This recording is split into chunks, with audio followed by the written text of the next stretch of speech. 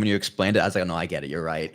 Okay, so Greg, so I last week on Tuesday, I literally ran out of here to get out of here on time. Love Island started almost an hour late. Yeah, I heard it was stupid delayed.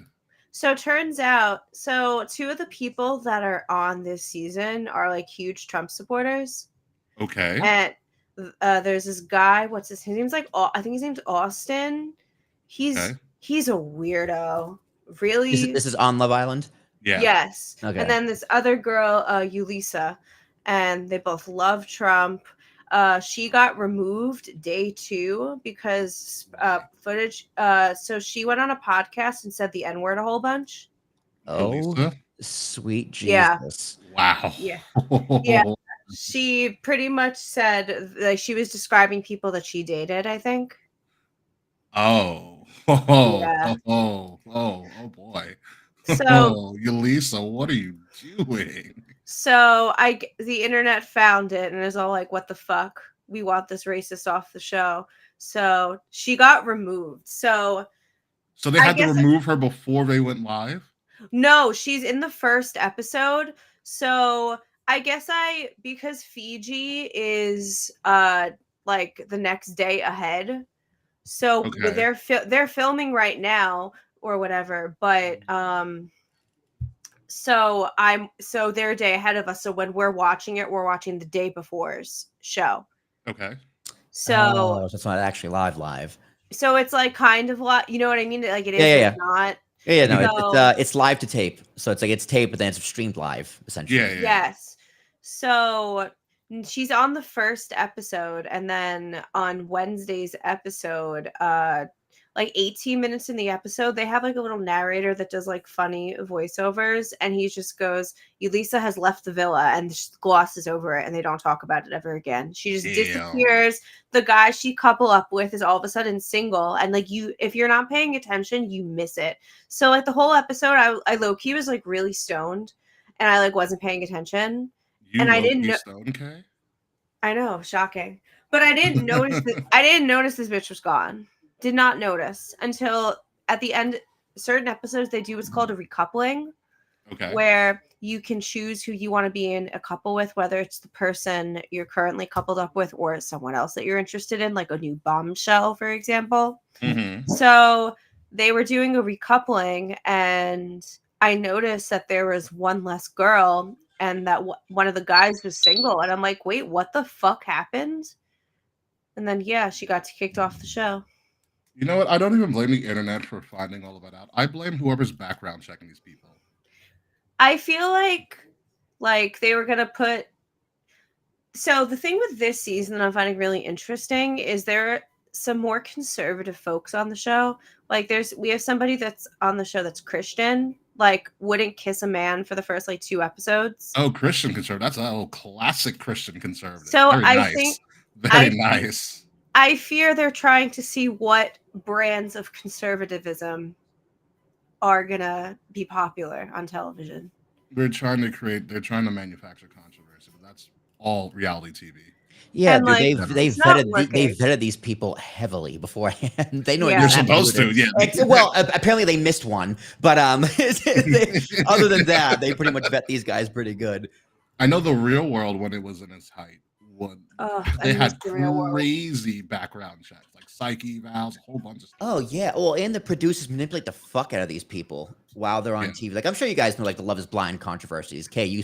I love Love Is Blind. I mean, I get it, but like the producers treat them like garbage and like manipulate them to get a certain desire and result. Mm-hmm. Yes, correct. We are talking about Love Island Manson Taquan because this is Kay's obsession. I mean, it's a very fascinating concept, and it's always interesting seeing crazy people do crazy things. But not only am I watching Love Island right now, I am binge watching The Queer Ultimatum to get ready for the new season. The Queer Ultimatum. This is completely new to me. So is this like Fear Factor? No. No. So there's also a straight version just called The Ultimatum. They're both on Netflix. So The Ultimatum is 5 couples come onto the show, and one person in each relationship has issued an ultimatum. Oh, so this is kind of like Temptation Island with a twist. Kind of. Yo, man, So I'm with you. Dancing with the Stars is lit as fuck. I love Dancing with the Stars. So on Queer Ultimatum, it's like queer women, and on each couple, somebody has mentioned wanting to get married, and the other one's like, I don't know. So they issued the ultimatum. They go on this show. So they put all 10 people together, and you recouple up with someone new, and you go into a trial marriage and live with this person for 3 weeks. Okay, Temptation Island mixed with Trading Spouses. After those, kind of, yes. So after those 3 weeks are up, thank you, Boris. I moved my hand. Oh. So after the 3 weeks are up, you get back with your current spouse and you have a trial marriage with them for 3 weeks. And at the end of all of it, you have to decide if you want to leave engaged to the partner you walked in with, the person you went into the first trial marriage with, or you walk out single. Oof. Okay. It's really messy, and I really enjoy it. I bet you do. It's so good. I bet you. I bet the Queer Ultimatum is just way better. Honestly, it really is. Because like no shade, the lack of men is so refreshing. Okay, what kind of ultimatums do they give on Queer Ultimatum? It's like if we don't get married, I'm out. Okay, so it's that ultimatum. It's the ultimatum. Yes, it's quite literally the ultimatum. Like, gotcha. One person wants to get married, one person's wishy-washy about it for whatever reason. Mm-hmm. Man, what's the average like relationship time for these couples? A lot of them have been together a couple years. Like we're talking like more than 2? Yes, some are like around the 2-ish mark. Some are a bit more. Jazz and I are 5 in Friday. Mm-hmm. Happy anniversary! Not fucking crazy. 5 years. Yeah, it really is actually. Yeah. Yeah, we'll be 4 in December. But like, these people have been like together like less time, like 2 years, and being like, if we don't get married now, I'm out. But also, lesbians are on a different clock. Yeah. Like being in a queer relationship, like Liv and I moved in together like after a long time, according to queer standards. Like we moved in like almost 2 years in, a year and a half in. It's very long. Yes. Lesbians, it's like the second date. Yes, good old you all. That was you Halloween was like the code name I was giving me dating in Astoria when I met Liv. Halloween. Nice. Yeah.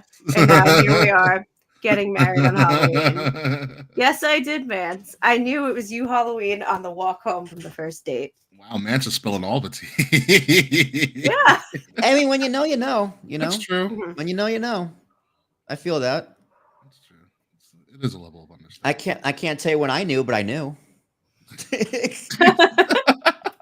See, I think that defeats the purpose of like when you know, you know. But okay.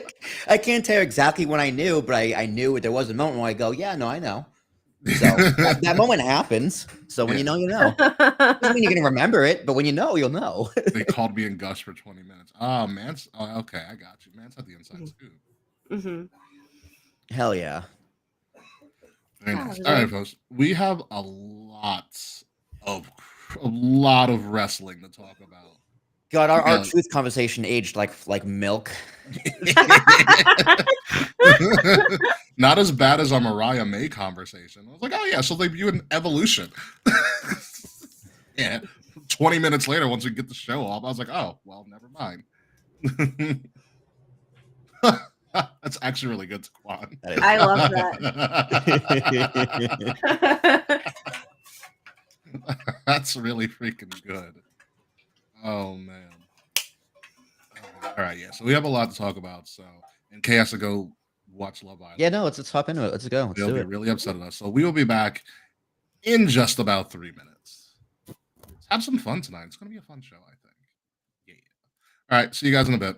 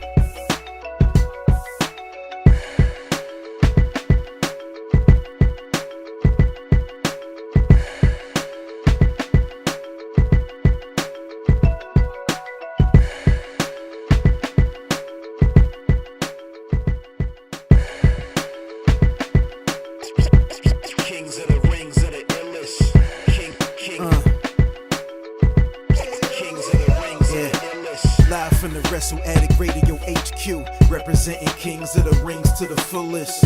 King Ricky made the hot tag to Willie T, and out of nowhere like Randy is the Queen Bee. K-Fay brother, 400 plus in the bag like money in the bank brother. See when they pod, it's the opposite of common. Look at the comments, crowned in a certified top 10. You heard? Kings of the Rings pod. Throw up a too sweet when you see the squad. Like a chop in a, I know you feel it. Kings of the Rings are the illest. Kings of the Rings are the illest. Kings of the Rings are the illest.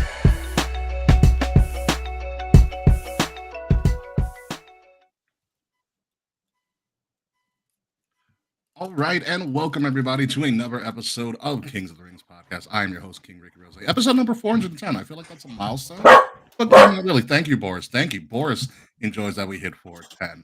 Thank you guys for He's joining so us. proud of us. He should be. He should be very proud. It's been what, 9 years in the making at this point. Yeah. Something like that. Probably. I just recently looked on like my Facebook memories of that thing, and it was like, oh my God, like 5 or 6 years ago to the day that like I officially took over Wrestle Addict Radio.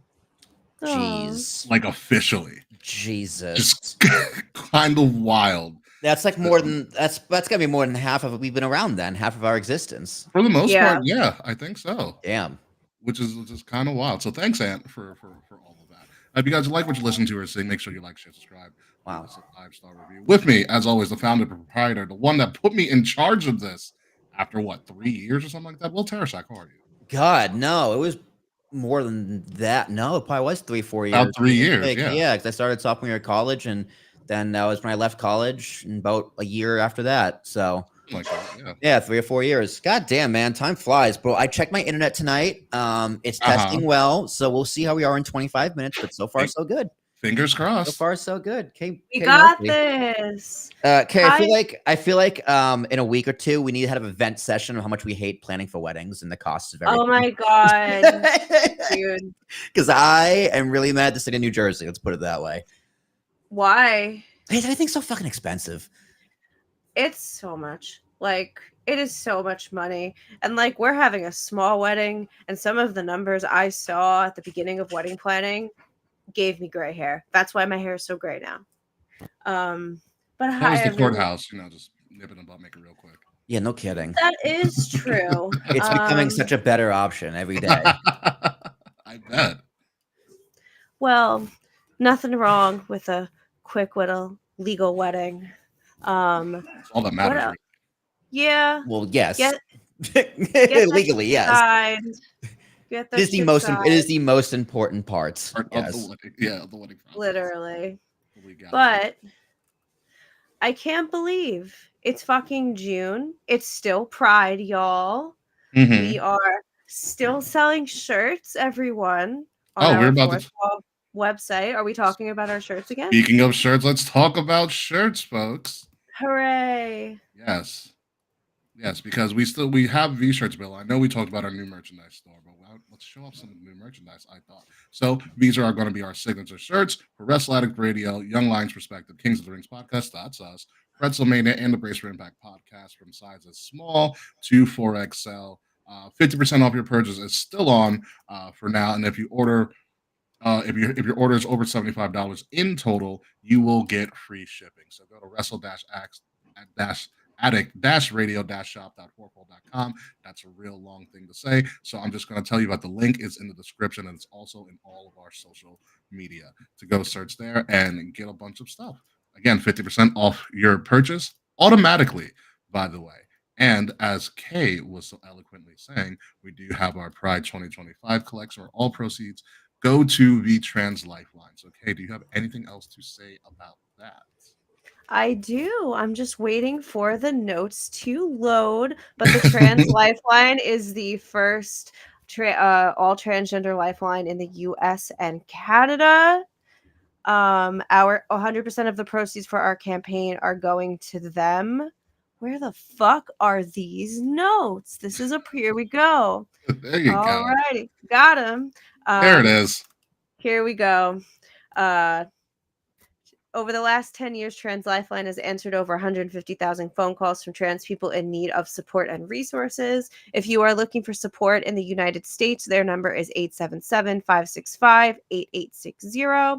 If you are looking for support in Canada, their phone number is 877-330-6366.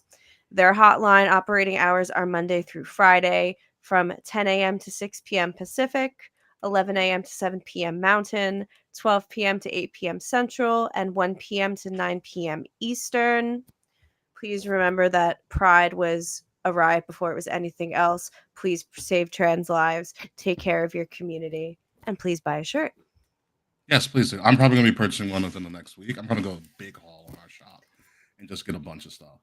Because thank God for credit cards, am I right? So yeah, the deals still apply for Pride as well, the Pride collection as well as the rest of the Wrestle Addict Radio merchandise on the store. 50% off your purchase automatically, and whether it's over $75 or more, you are also going to get free shipping as well. So links to all of that are in our bio in the description below of this episode. So please go shop, shop, shop. Moving on to a lot of big news and a lot of weird things have happened in the week because that's what happens in wrestling from time to time. Things just all of a sudden become a giant news cycle. And one of the biggest things that came out of this weekend or the last week in wrestling was the worst kept secret of all time. But WrestleMania is going double or nothing because Triple H wouldn't say it, but I will. WrestleMania is going double or nothing in Vegas. They are returning to Vegas April 18th and 19th of 2026 after backing out of New Orleans, which is to the chagrin of me and Will and Kay, because that was going to be a wild time. And I guess for the second year in a row, WrestleMania is going to be back in my house. Isn't that lovely, everybody? Oh yeah, Well, 100%. I guess I'll be throwing a party again. Pretty much. Now, don't be surprised, folks. This has happened once before, ironically, Will, in New Jersey. In Atlantic City, they went back to back. I think it was like 4 and 5 or 5 and 6. Yeah. They have done this before. So this is nothing new, but this is also, I think, something that was very disappointing to a lot of people because WrestleMania this year, although it was quote unquote record breaking, was kind of Yeah, it was only record breaking because everything in Vegas is twice as expensive. Like Yeah. Vegas is one of the most expensive cities in the world, probably. Yeah. So it's just crazy. And I wonder if this is going to come back to bite them, because I have no doubt they'll do really good numbers financially. But that's because things are also going to cost more next year.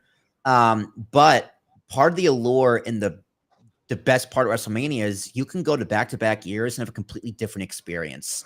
Like Philadelphia was nothing like Vegas, which was nothing like Orlando, which was nothing like Tampa, which is nothing like New York, right? You get a completely different experience every single time. Whereas if you go back-to-back Manias, it's like, well, I did this already. I did this last year. Yeah. What could possibly be different?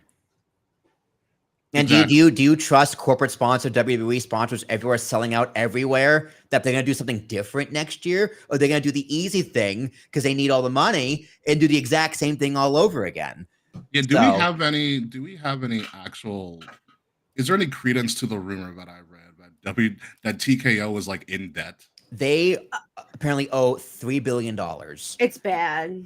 Yeah. Why do you think everything has a fucking logo on it now? Dude, the Money in the Bank had the Cash App logo on it, which I thought was, which is the best sponsorship which ever. I was like, It all was right. smart. I was like, all right, that one I'll let slide because They you know want the why? fireball ladder. Because it wasn't on there on Monday. I noticed. Yeah. It is no longer on there. So but I also think I was watching this. I was like, man, my main takeaway from the men's Money in the Bank ladder match: Fireball got the most of their money. Like, that was money well spent. We They gotta had the talk about that a ladder. little They bit. had the press. Yeah, we'll they did get the into press that. But yeah, conference, but back to Vegas and Mania in Vegas. It's like, okay, now you really have to deliver. Their show will probably be better, great, but like Hopefully. the experience and going around, it's not going to feel new. Like they did Vegas in 30 and 34, and now it would be 42. So like, okay, my second time in Vegas, in New Orleans, I'd still feel like it'd be a new experience because so much has changed since then.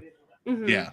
So I think this is a mistake, but I get why they're doing it. I mean, they want to get bang for the buck in sponsorship, and I do want to talk about the sponsorship thing real quick. Sponsorships on wrestling mats have been around for a while before WWE went bananas with it. We just noticed it because Vince was very strict about not having sponsorships Yeah, the ring is sacred. in the Yeah. ring. Look at a New Japan event. That mat is littered with sponsorships. Yeah, absolutely. All over the place. UFC as well, which is also owns, Mhm. which TKO also owns. Did any of you guys notice the absurdity that they started putting sponsorships on the turnbuckle pads? Yeah. Oh yeah, they had the 7-Eleven turnbuckle on the other night. That was And wild. the Prime bottle turnbuckle. I was like, don't you have enough Prime sponsorship? Remember, Prime was going to be the only sponsor for a little bit, only on pay-per-views, and then they're like, actually, Yeah, it's how everyone. about everyone go fuck everywhere. themselves? Pretty much. So WrestleMania is going to be back in. I really want them to be so lowball about this that they just redo the same set. No, dude, this logo looks great. Like, I do love the black and white. I do love the fonts. No, not the font. I meant the actual stage. I know. But that would be really funny. So it'd be a completely different color scheme. But like this looks great. I'm not gonna lie, this looks great. In this case, for the kids scoring at home, TKO is up 15% this year. So and still in debt, apparently. not complaining. And still in debt. So we'll see how this card goes to build the WrestleMania. I mean, we got to get through summer, and summer's pretty loaded as it is. Speaking of which, WWE held their Worlds Collide last Saturday in the afternoon from the Forum. Worlds Collide, I thought, from myself and Kate that did watch it, I loved the event. I thought it was awesome.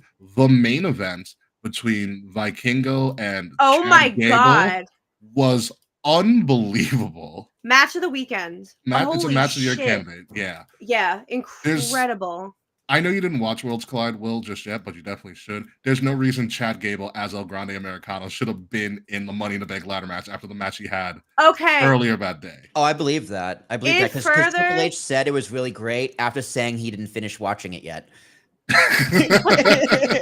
the only lie. It's not the only lie Triple H said. But Oh yeah. He was not on his A game that night. I watched Worlds Collide today, and like Chad Gable's performance in that match further solidified my belief that El Grande Americano was going to get pulled for Money in the Bank, and I'm even more mad now that I was disappointed. Oh no, I was thinking of UK during watching it too. I was so it was worth mad. it. So actually, okay, no, wait, let's go to the full event. No, it's okay. It was there like they streamed it live. It was streamed on YouTube. So Money in the Bank, Worlds Collide. Guess how many views it has as of today? Millions? Yeah. 5. 3.1. I should say K. 3.1 million. It has. It's not bad. No, that's. I mean, not bad at all. What do you think? What do you think? Dynamite's +3 is on HBO. 500,000. Okay. Yeah. Yeah. 3 million. Like, I know YouTube, a lot of it's bots, but still. Like, he cut that in half. 1.5 million is still a great number. Yeah, it's a great number. It's a key to success. This is straight up. This is better than anything AEW did with TNA or AAA or New Japan in one day. And they set up a random Money in the Bank match like after the first match with Dom in the crowd. Yeah, and it worked. It worked completely. Yeah. It was great.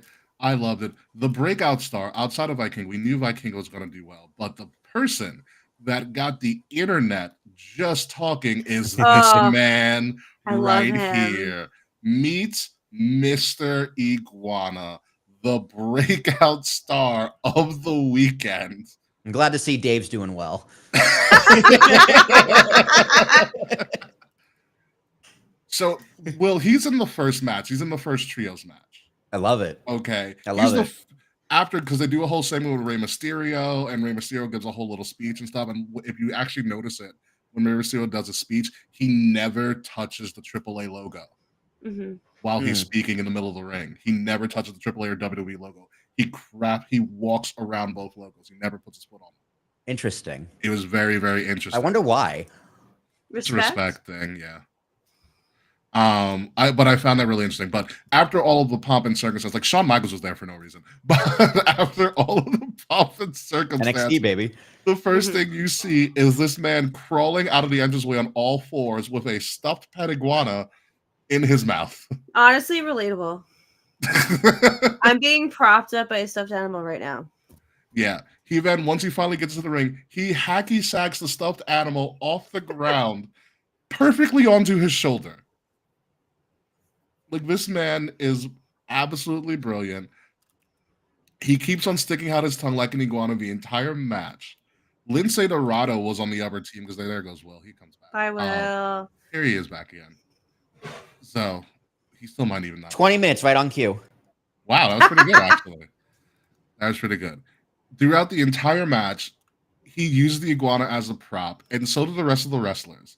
Like Lindsay Dorado, they called him back because Joaquin Wild got hurt or got concussed in like a dark match or something like that. He throws it at Lindsay Dorado. Lindsay Dorado starts fighting with the pet iguana.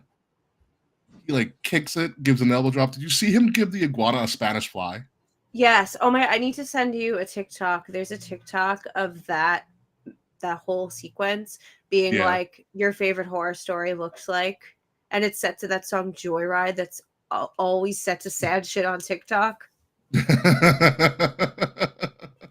Iguana is a beast. You're absolutely correct. This man just stole the show. He's the right amount. I think you'll agree with me, Kay. He's the right amount of wrestling stupid. It's perfect. It's so perfect. I feel like any more with the iguana and it could have been annoying. Or like, you know on SNL when sometimes they go over their joke about 3 minutes too long? Yeah. They could have easily had that happen with the iguana, but it was like the perfect amount of iguana. I like really want more of him. And the iguana. What's the iguana's name? I forgot. I feel really bad. I think it's Spanish for iguana. I just forgot what it is in Spanish. I wish I remembered how to say it. Begins with a Y. But I've never seen WWE throw up a Mr. Iguana, a shirt for a wrestler so quickly. Before the show was over, Mr. Iguana had merch on the shop. Yeah, they all. It's like Laiska. I think that's how you say Laiska. What's the name of Mr. Iguana? He's got a present. Mr. Iguana got a promo package on Raw. Okay, he got a promo video on Raw. Like, that's how big he is. I mean, I think he was also featured at Money in the Bank. Am I right? Like, by himself. There were, he got the in crowd shot. Yeah, he got the in crowd shot, and he got the meme of the iguana holding the briefcase. I watched. You know what's going to be our show cover, right? Is the iguana holding the briefcase? Of course. Oh, there goes Will again. Bye, Will. Yeah, he'll be back soon. But yeah, no, I love Mr. Iguana. People are saying he should win Money in the Bank. People saying he should dethrone John Cena. Honestly, here for it. I would have given up my CM Punk prediction for that iguana. I bet you would. Yeah. I bet you would. It is Mr. Iguana is absolutely amazing.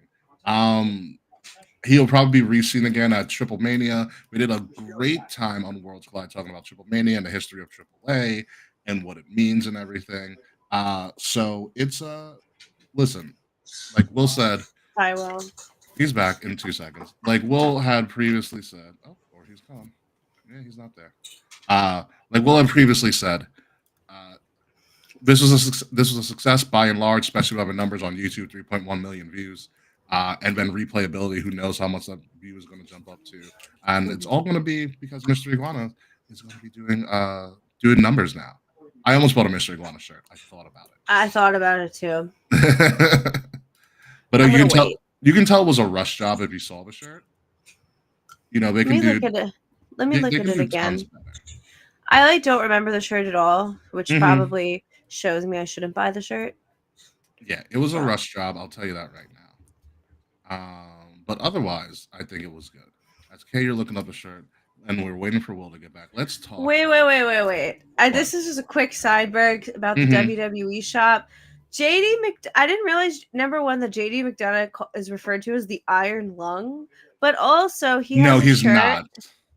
Okay, so on the shop, there's a JD McDonough shirt, and on the back it says Iron Lung, and it says JD McDonough 127.25, and it's an ace because he's like the Irish ace or whatever, and there's it's like a rib cage, like lungs. It kind of looks like that CM Punk shirt I have. Do you know why he's called the Iron Lung, or why he called himself the Iron Lung? Because No. remember on January 27th, 25 episode of Raw, he collapsed his lung when he did that moonsault and wasn't caught correctly. Oh That's yeah. what that's in reference to.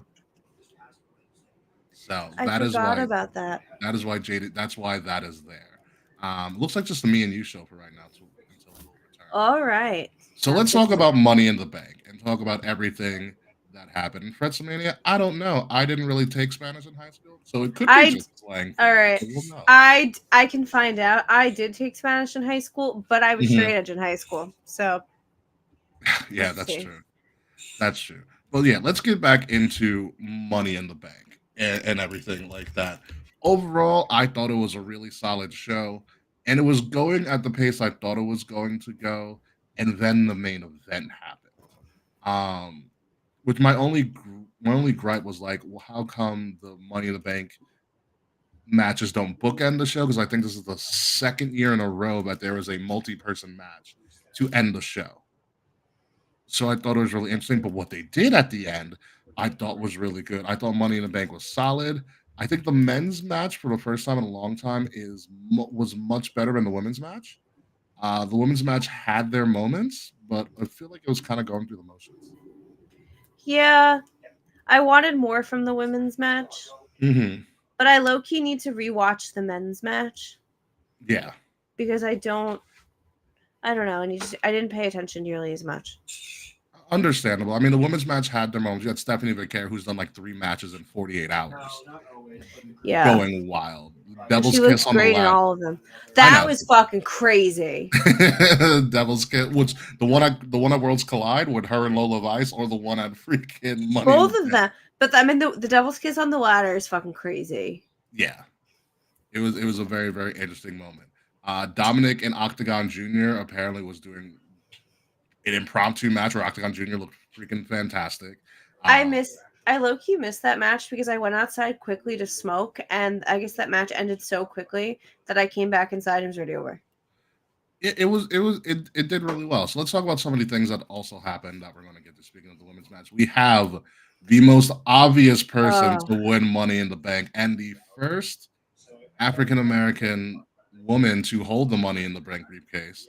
Naomi wins in fantastic gear. I can't wait to see what she does with that briefcase. I hope she has a custom case, like with caution tape or something on. I want a caution tape custom thing. I really, really do. I don't know if she's gonna do with it.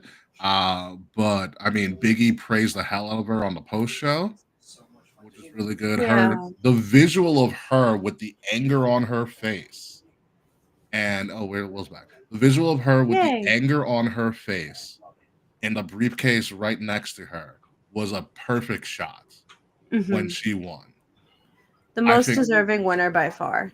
Yeah, I think she is going to do absolute wonders in numbers. Will, now that you're back, what are your thoughts on Naomi winning Money in the Bank?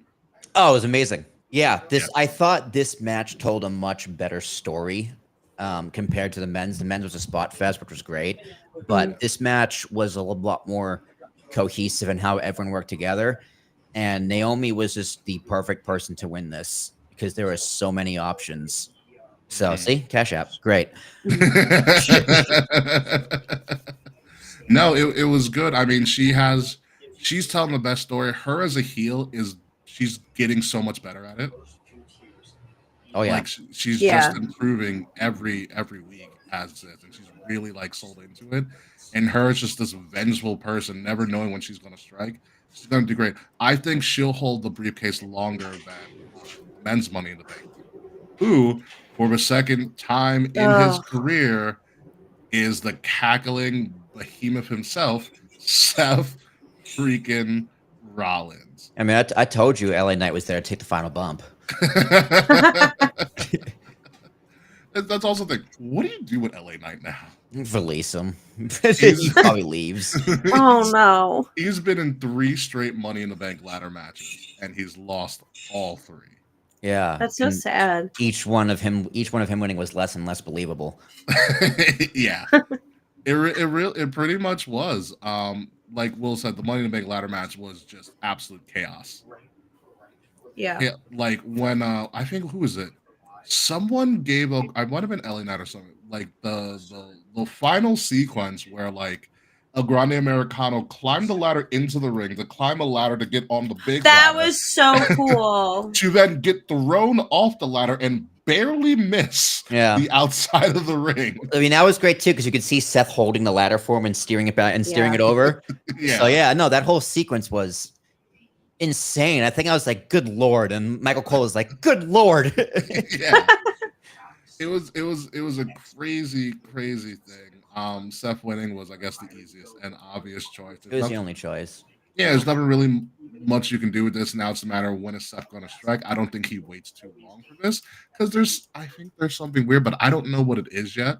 Because you also have Paul and Bronson and everybody like that, and also Jacob Fatu finally becoming the babyface we need. Oh With the my god! I Hate You solo. He said, "I hate you." We shouldn't was- even add the solo. We added the was solo. great. We're adding the solo. We're at it. So like when he's in a new feud with like Big Show or something, he's still like, "Oh, I hate you," and then we as fans go solo. Solo.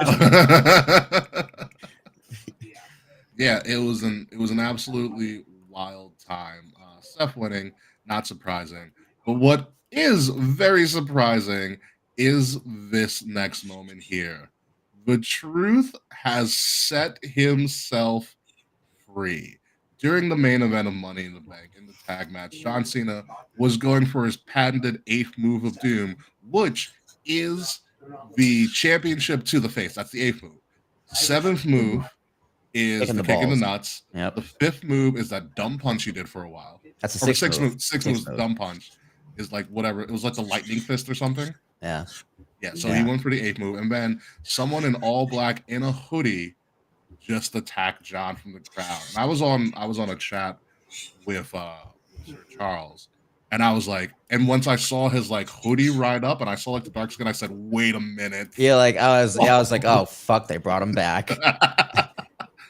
And talk about a pop when he took his mask off. Yeah. And I was Crazy. convinced. I was like, if this is how they write R-Truth off, perfect. Like absolutely perfect. Just But- give him one final appearance. Mhm. Like if they were hell bent on not re-signing him, and they were like, "Hey, we're gonna do this moment," and he kind of gets his comeuppance against his childhood hero. Nah, dude, because the crowd is chanting, "We want truth louder." Yeah. That's gonna backfire so hard on them if they did that. So he has this moment. It's absolutely bananas. It's like one of the most viewed things on WWE social media currently. Mhm. His return, and then Triple H on the post show So Was- part of the show. It's like, fuck you. was asked directly, "Hey, was this essentially, were you working us, or did you guys actually re-sign Troop?" And his only response was like, "Are you enjoying what you're watching? Enjoy the show." To which R-Truth's son put on his Instagram story on social media a clip of that video and said, "Stop the cap," which for all of us here means that Triple H is lying. And then R-Truth responding to a fan on social media said it wasn't a work. Yeah, no, I legitimately got released. Like, yeah, no, duh. Here's the thing. Like, when Triple H gave that answer, if you're a reporter, how do you not ask that same question again? Yeah. Be like, so was it a wreck? It's the biggest thing. Now, what's your story? Yeah. Enjoy the show. It's like now none of you actually have an article to write because you didn't Yeah. follow up a dumb question, a dumb answer, Dumb answer same with question. Yeah. But I It feel like Triple H doesn't want people to be writing articles about this when there are so many other things. It's too late. It already got out. It's too late. It was Yeah. very public knowledge that he was entertaining offers immediately after. One of them from AEW. Allegedly. Yeah, like And if you're Triple H, the answer is like, yeah, like we made a business decision, and but at the end of the day, the people who mattered most to the fans wanted him back, so we worked it out and brought him back, and now we're making it work. I'm glad to see what we're gonna do in the future moving forward. Bam, that's it. Easy question. Yeah, easy answer. Easy, fucking Yeah. easy. Yeah, very easy. It was so difficult to re-sign Truth that apparently this happened in the 11th hour, where Nick Khan had to get involved. I believe that. It's Oh, very wow. reminiscent of when from a baseball perspective, and we'll understand this. When Judge was about to go to San Francisco, and the Steinbrenners just made the call and be like, "Stop the BS. What do you want?" Yeah, what do you want? Yeah. No more games. Let's work it out. Yeah, exactly. And I feel like that's what this is reminiscent of. And the one thing Truth wanted, apparently, was that he wanted to be taken seriously in WWE, because outside of WWE, Ron Killings was a serious performer. A bad man. Yeah. You know, TNA has a whole history of Ron Killings in TNA, but they threw up immediately after his monologue on Raw, which, by the way, was absolutely brilliant. Yes. Loved it. But we as fans, But do we want Ron Killings, or do we want our lovable, hilarious, silly, forehead slapping, that's perfect R-Truth? It's not up to us anymore. I That's don't think we should. Yeah. I don't think that we should force R-Truth to have to be the jovial clown forever and ever if he doesn't want to be that forever. He deserves to explore, That's you a know. great jovial clown, though. Yeah, but he But made he's his more like, than that. and he made his feelings known. He's like, R-Truth sometimes is too forgiving. R-Truth is too gullible. And I don't need to be that person more. I want to be Ron Killings, and the truth set me free. When he brought out his scissors, that's the first time I think I saw Wade Barrett and Michael were like, whoa. Yeah, what? Wait, Barrett and Cole, like, they backed up to, like, wait a minute. And he cut his hair, and I was like, wow, okay, this is where we're going. Yeah, that was weird. It was like, this That is was where pretty we're crazy. I didn't see that one coming. No, nobody did. But listen, It makes sense though. I get it. You have to shed the old to make Yeah. room for the new. I get it. Also, like, it's not for poetic as nothing. fuck. Hair holds trauma, like hair holds pain, hair holds memory. So by him cutting his hair off, like he's literally setting the truth will set you free. He's free of it. It was also refreshing to see him cut a coherent and sensible promo too.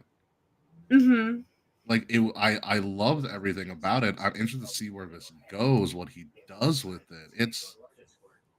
It's fresh, and I do want to put this out there real quick, because as the narrative is going to be that we as fans got our truth back, I don't believe that whatsoever. Interesting. Because we've lobbied for tons of people to come back. We lobbied for CM Punk for what, a decade?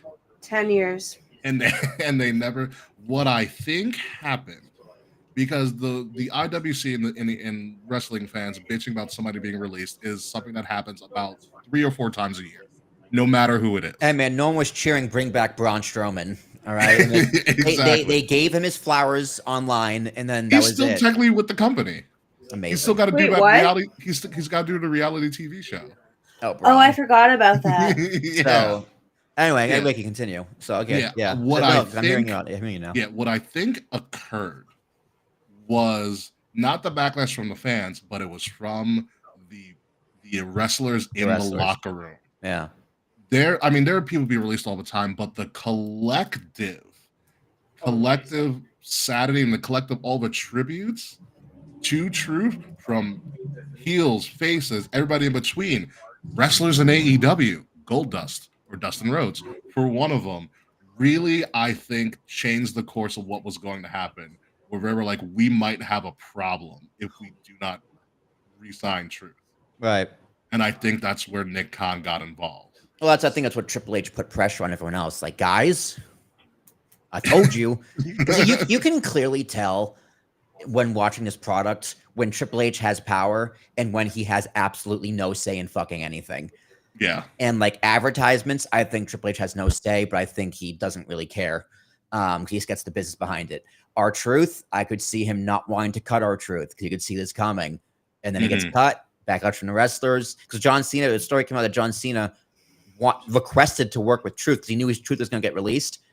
So he requested to work with Truth on the way out. And then, who knows? But yeah, the locker room, I think that makes way more sense. I think it was the lock, because it's not us as fans. They're gonna go with that narrative to be like, you have the power, but I think it was the locker room. and they were in the midst of like the locker room becoming really upset at the powers that be, Yeah. which is always going to turn out, which is always going to be a bad product. Well, it's also down the kind of line. setting a precedent too, because they know the rumors. They're like, okay, because they know why who's getting cut. The bloated contracts. Like, well, who else has a bloated contract who isn't like useful, but who's been here forever and we like in the locker room? Probably fucking the Miz. Yeah. Right. So it's kind of the locker room saying, like, hey, man, we're not going down this slippery slope. We're saving our job. It's like the wrestlers low key unionized. A little bit, kind A of, little in a bit. weird Yeah. way. Yeah. They kind of came together and pushed back. That's Yeah. they united. There you go. There you go. United. Yeah. And that's what happened. So this is going to be a different R-Truth thing. I mean, he's under Ron Killings now on WWE's website. He has merch under Ron the Truth Killings, which is literally the TNA name. So and also props to means- the TKO and the executives for listening and Yes. backtracking. Even if they don't want to admit it, they made a mistake publicly. They don't have to. We know, right? Yeah, it's very obvious you made a So mistake. props to them for backtracking immediately. Yeah, it was surprising because, like we said, he sold like that Ron Cena shirt was like a top 5 shirt that they released them and they put it off the shop. I'm like, what are you doing? You know what I find interesting? I know it like wasn't obviously planned this way. Liv got that shirt and it arrived the morning of Money in the Bank. Amazing. So Amazing. so we watched it on Sunday morning.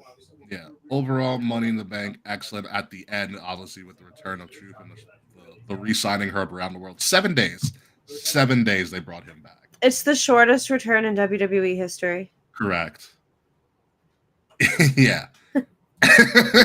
Absolutely correct. And it's fucking perfect for his character, R-Truth. Absolutely perfect. Yeah. R-Truth. Absolutely perfect. So let's move on to the build to Night of Champions because that's in 2 weeks. So guess what, folks? Next week is a Night of Champions prediction show. To kick off Raw, Cena came out. He wanted somebody to challenge him, and it's CM Punk, who unloaded on John in a very eloquent promo way. It was great. Incredible. John just took it. John took it right on the chin. John's like, oh yeah, you want to talk about principles? Follow me to Saudi Arabia, the place you said you'd never go, bitch. Yes, and so I said that in my chat with Ricky and Mads yesterday, and I was like half kidding. I'm like, oh, it's gonna be Saudi, and then it's Saudi. It's Saudi. Yeah, he's like, follow me to the place you said you'd never go. I think that's a great tongue-in-cheek move. Oh, it's great. Cena. I agree. And I yeah, think it's great work. It's the most heelish thing he's done in months. Yeah, it's the most heelish thing he's ever done. Mm-hmm. You know, and that's why I think it's not going to happen. Punk is and Kay would probably know this more than me or you. Punk is very adamant about never going to Saudi. He is, but he also is on a kind of a mission not to be a problem in the locker room, and he probably really likes the money they're throwing at him. He hasn't gone before. You know, he hasn't really shown up as well as the internet goes out as I try to rebuttal. But he hasn't gone before, so nothing makes me believe that he's actually going to do it this time. While I selfishly don't want their match to be at SummerSlam because I will be bacheloretting it up that weekend, I don't see it happening at SummerSlam. I don't know why. I don't see it. It should have been Money in the Bank, but I'll fuck myself, I guess. I don't know. I know Punk is very vocal about his politics. I know he has said he's never been, because I saw on his Instagram story like a week or two ago something about Saudi Arabia, and he's like, oh, I've never been there. Mm-hmm. But he didn't say anything about it negatively or positively, just I've never been there. So I'm wondering if he might go. It's interesting. I think if this happens, I feel like he'd have to. I think he'd have to win in Saudi in order to go or something. It'd have to be fucking worth it for him to go. Worth the trip, yeah. I don't know. I don't know about this. I think you can put John Cena against whomever, and it's gonna be fine. But I think of all the people to come, this is one of Cena's greatest rivalries, and I think a rivalry this great needs a massive stage. I don't think Night of Champions is it. I think it's SummerSlam. I agree with you that Night of Champions is not a big of stage to us, but WWE is really trying to fucking hammer in on this international global expansion shit. And to them, Saudi is huge. And Saudi So- gives them the most money. That This is also too. true. And It's SummerSlam's not- being saved for Cody. That's the thing. It's not Maybe we big- don't know yet. This Most isn't like big. that's where it's that looks It's like where not it's big going. for us, but it is big for WWE. I know, but one last time, not in the States for Cena and Punk. Hey man, they got Shawn Michaels to do one last time. all right? Literally. Yeah, though. and he agreed that was a massive mistake. Yeah, that was a disaster. So yeah, Yeah. CM Punk, no, this is the least surprising thing ever. I mean, am I honest? I'm not even that disappointed. It's like, okay, like I get it. I get the allure of like we've seen like this is one of Punk's and Cena's greatest feuds ever. Yeah. But whatever. Okay, I'm wondering if you noticed this when Punk started his promo. Did you notice he started it just like the pipe bomb? Yes, I did. Yeah, he took the sleep. Yeah, he used the exact same words that he started the pipe bomb with, and then switched it a little bit at the end.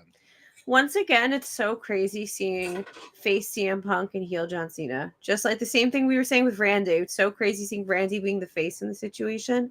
Yeah. But I also loved how Punk addressed that. Yeah. Yeah, he's like, I am not a corporate guy, but I'm standing up Yeah. for corporate because you're an asshole. Yeah. You gotta. I mean, it's the line, man. It's the line that anyone can really relate to. Really, Mhm. you gotta be a monster to defeat the monster. Yeah. Yes. And it's just like, well, I like how he said the title corrupted him, which is explaining his heel turn.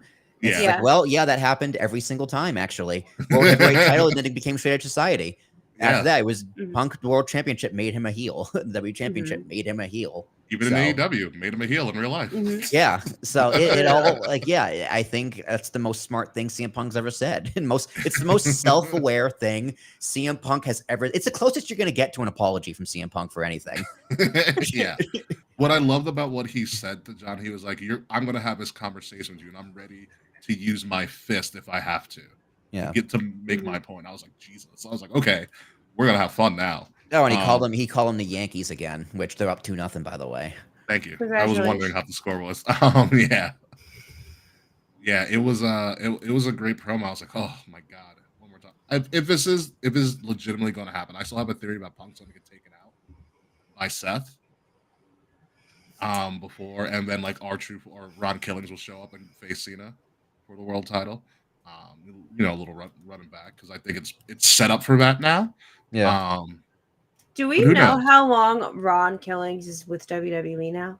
No, but apparently he got a really nice contract as his final one. So And he's not in a Legends deal, like he's on a regular contract?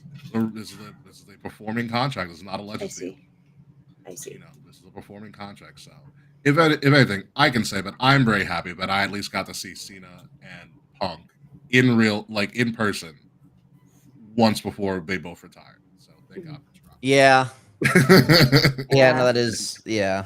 Yeah. It was, whew, my God, that was beautiful thing to see. On top of Night of Champions, WWE also said, hey, by the way, we're gonna just put Night of Champions and King of the Ring together and make it not one separate thing, but a whole thing. Can I just United- complain for a quick second? WWE's been so committed to putting an event basically every weekend in the summer, but you had to take away King of the Ring. Feels like a Mhm. disrespect to me. And Queen of the Ring, but it's King Queen Ring. So the King of the Ring tournament is also a massive rush job. If you can look at this bracket right here, they're all fatal 4-ways that lead to semifinals that break up the semifinals between SmackDown and Raw. So like a Raw winner is going to be a SmackDown winner, and so on and so forth. So Sami This Zayn is lazy. beat Penta, Breaker, Mysterio on Raw. On that side of the bracket for SmackDown, you have a fatal 4-way between Randy Orton, LA Knight, Aleister Black, and him, Carmelo Hayes. On the other side of the bracket for SmackDown, Cody Rhodes, Damian Priest, Andrade, and Shinsuke Nakamura, which is very fun. On the other side of the Raw bracket, you have Sheamus, Rusev, Bronson Reed, my Lord Almighty, versus a mystery opponent, which Oh, I got a theory. I have a theory too. Will, what's your theory? Who is the mystery opponent for Raw on the men's side? And he's gone. He's totally just in shock. I know Kay, you and I think it's the same person. I'm just gonna say it. It's Ilya Dragunov. Oh hell yeah! They're 1,000% running it back to Mhm. the NXT UK feud that Gunther and Ilya had a couple years ago. Also, Like, there's like not that many other people who are insane enough to go into a match between Sheamus, Rusev, and Bronson Reed than Ilya Dragunov.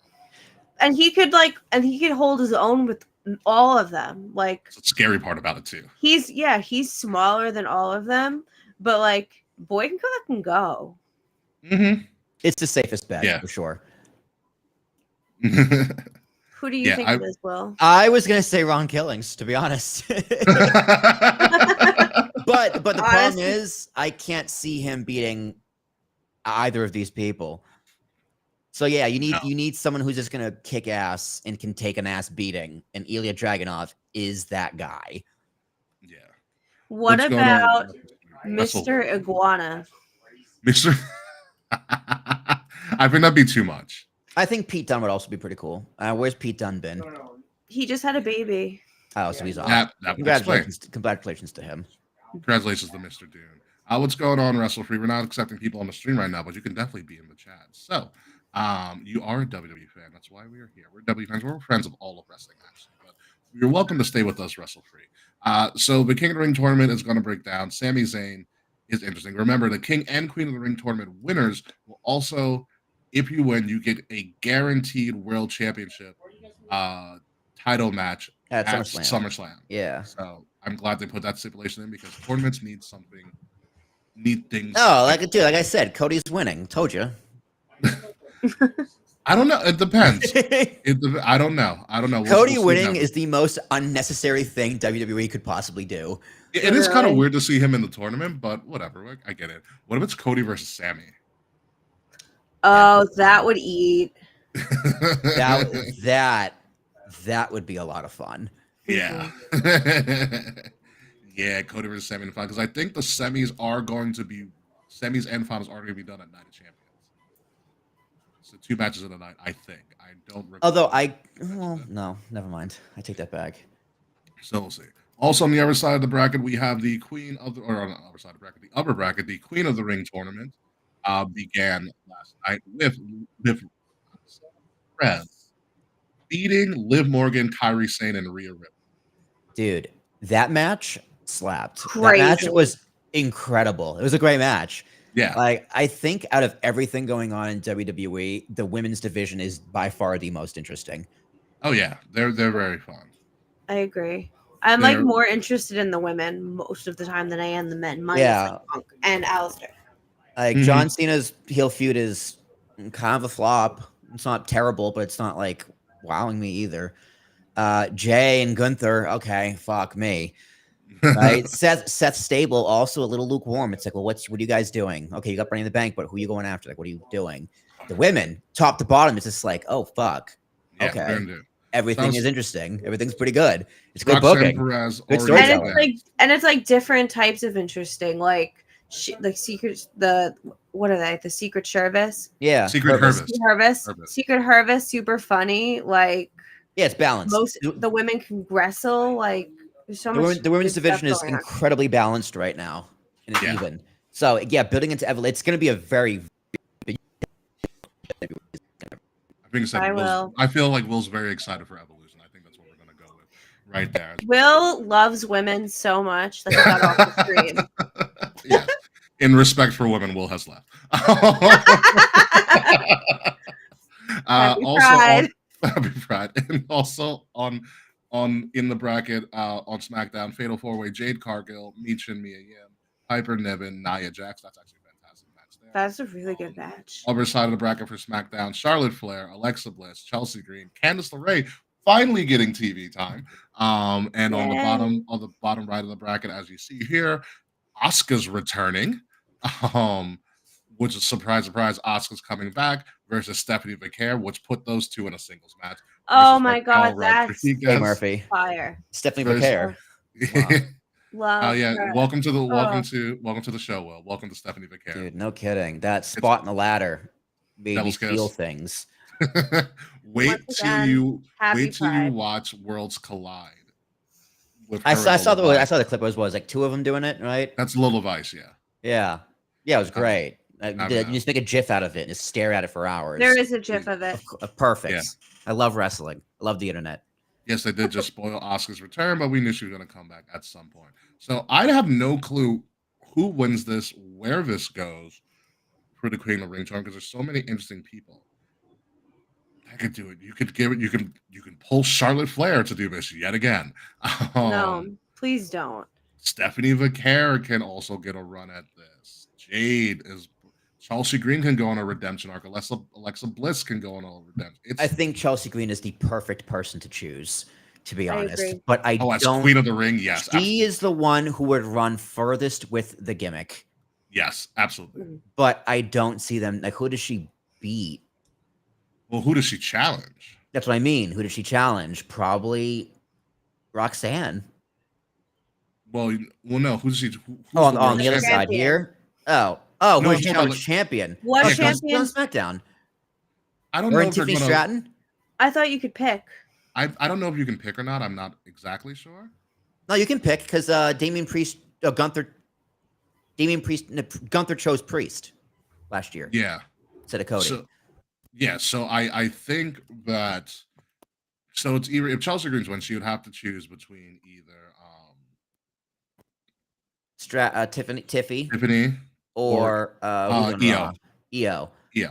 Yeah, dude, her and Tiffy would be great because she's supposed to be a heel. Chelsea Green's supposed to be a heel, and Tiffany's supposed to be his face. So Tiffany's kind of just like, okay, whatever. She's great. She's athletic. She's a gymnast. Great. So giving her some character to work with Chelsea Green, give a little spice. I think would be really fun. I mean, I can also see Jade versus Tiffy, and just to spite Jade, Naomi cashes in. God, that would be great too. That'd be a great SummerSlam moment. It's a heel show. Yeah. Jade beats Tiffy, and Naomi cashes in. Just to ruin the moment. Yeah. So yeah, either way, this is definitely going to be a SmackDown woman. I think. So I'm gonna go Chelsea Green or Jade Cargill. I don't know. Who knows though. Yeah, I don't know. It could be a lot. Stephanie Vaquer. I mean, if they're so high on Roxanne, they're extremely high on Stephanie Vaquer. Yeah, she's amazing. Yeah. They changed the number of matches, the time frame of the 3 matches she wrestled multiple times on the show to the point where it was hilarious. There was 24 hours, then 20 hours, then 18 hours, then back 48. To 24 hours. Dude, one quick sideberg. I thought the 3-man team between Michael Cole, McAfee, and Wade Barrett was incredible. Listen, Wade Barrett was amazing when he said, I know the difference between El Grande Americano and Chad Gable because their nipples are different. Yeah. Or he's like, he counter argues. It's like, well, he was so exhausted. He could have walked up the ladder, Michael. Like, it was just like, it was Michael Cole's going, Wade, you're dumb. And Wade going, actually, you're dumb. And Pat McAfee's just like, I'm dumb. And that was the commentary for the entire show. And I could only imagine the people in the back, in the truck in the back, when Wade Barrett said the nipple comment. I know. Probably just on the floor crying. Yeah, they had to pop, dude. You had to pop the boys in the back. And I was sitting there thinking, man, I don't miss Corey Graves, which is unfortunate because I miss Corey Graves. So Corey Graves did do Worlds Collide with Conan, and that was actually pretty impressive. They He did had to carry Conan on his back, probably. No, Conan actually held his own really well. Did he? Good for him. Mhm. Yeah. I know Conan has a podcast with Disco Inferno, but I can't see him being good at commentary, especially in a fast-paced match of AAA. Well, because he was the guy. He's like, hey, I'm Conan. I know about Lucha Libre because I'm Conan, so I'm here to educate the people about Lucha Libre. Dude, did he say he was the Mexican Hulk Hogan back in his day? No, he did not. Because that's what WCW referred to him all the time. He's the Mexican Hulk Hogan. Yeah, no, he actually did pretty good and very informative when you watch it back and stuff.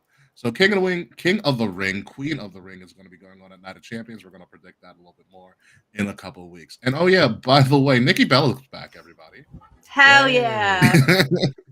Mom jeans and all, Nikki Bella. I was gonna say I love her jeans.